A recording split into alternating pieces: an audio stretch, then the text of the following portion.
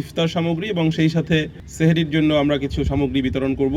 আপনাদের পাশাপাশি আমরা কিছু প্রতিষ্ঠান আছে, এতিমখানা আছে, এখানে আমরা কিছু জিনিস দিব।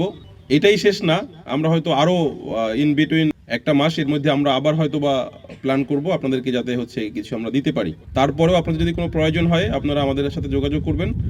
আমাদের রিজিয়ন সবসময় আপনাদের পাশে আছে, ঠিক আছে? কখনো নিজেদেরকে একা মনে করবেন না, আমরা আছি। রমজান উপলক্ষে আমাদের বান্দরবান সেনা রিজিয়ন সেনাবাহিনী গরিব, অসহায় এবং মাদ্রাসাগুলোতে তারা সাহায্য সহযোগিতা দিয়েছে এবং প্রায় সময় তারা বিভিন্ন ধরনের সাহায্য সহযোগিতা দিয়ে আসছে।